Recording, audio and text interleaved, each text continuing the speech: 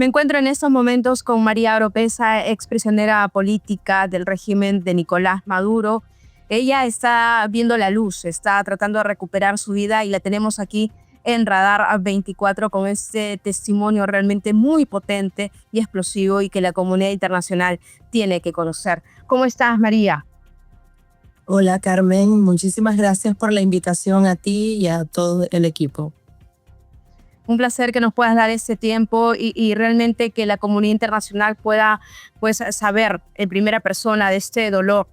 Y tú has salido de este centro de torturas. Estamos hablando del lugar, del epicentro del terror, donde habían pues, grandes presos políticos, y me refiero a referentes políticos. María, ¿qué nos puedes contar al respecto?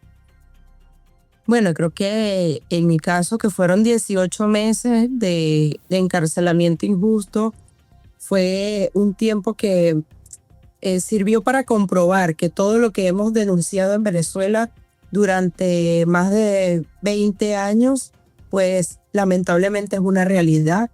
Y es que en el Helicoide, que era donde yo me encontraba, pero que ahora también hay otros centros de torturas en Venezuela, lamentablemente se violan los derechos humanos diariamente, sistemáticamente, contra madres, padres, hijos, hijas, venezolanos inocentes, que en su gran mayoría lo único que han hecho es servir a Venezuela o dar todo lo que está a su alcance para lograr una libertad y democracia en Venezuela.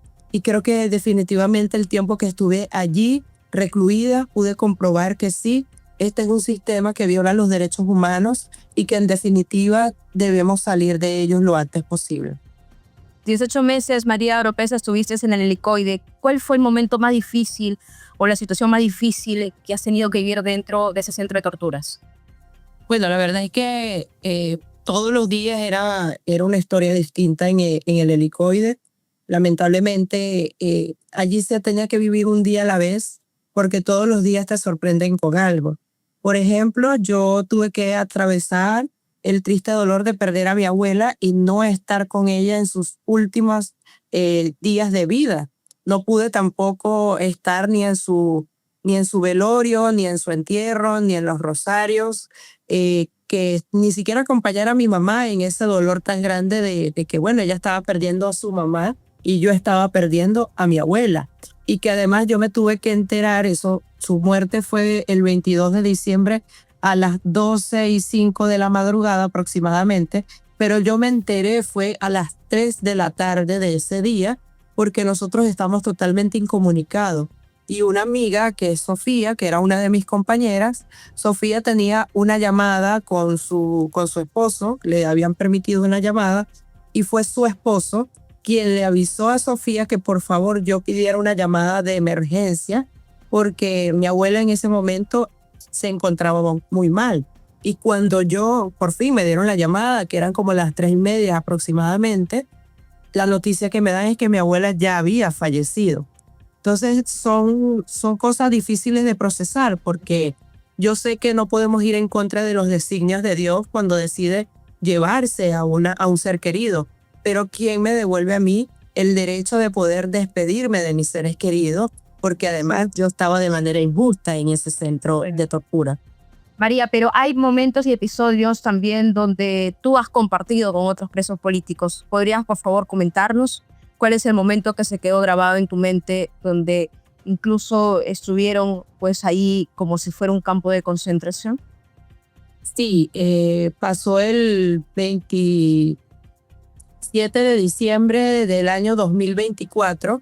Hicieron una requisa en el Helicoide, y esa requisa la hizo el DGCIN, porque hay que explicarle un poco a la audiencia.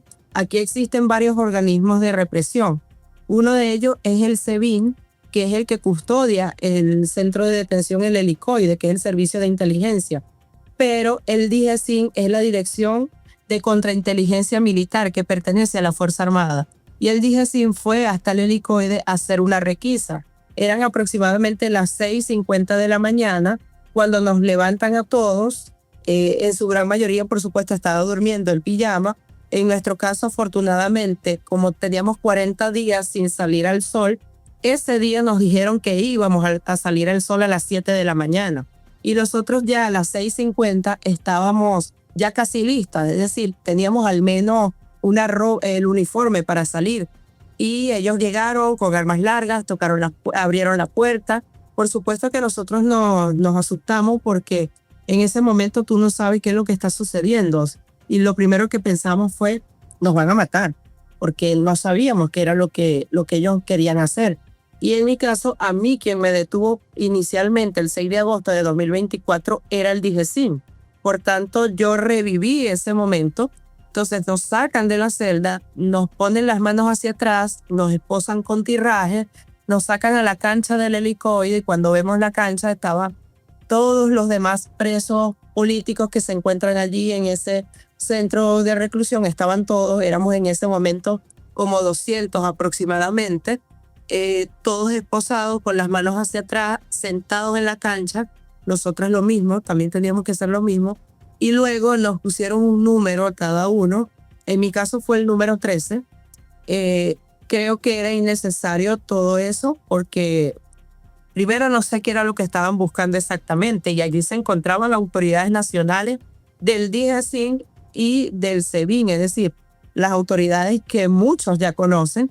Ellos estaban allí presentes, más las autoridades que están actualmente en el helicoide. Y bueno, que estaban en ese momento, porque en el helicoide se cambian las gestiones cada 3 meses, cambian el personal. Y los que estaban en ese momento, pues también se encontraban allí. Nunca supimos por qué ni para qué. Exactamente, una humillación total. Entonces les colocaron números a cada uno de ustedes. ¿Cómo son las celdas dentro del helicoide, María? Bueno, en nuestro caso, la celda era aproximadamente 4x3, con un baño interno. Éramos en ese momento 6 personas, llegamos a ser allí, 6 mujeres, aunque 3 pertenecíamos a la misma organización y ya afortunadamente nos conocíamos antes.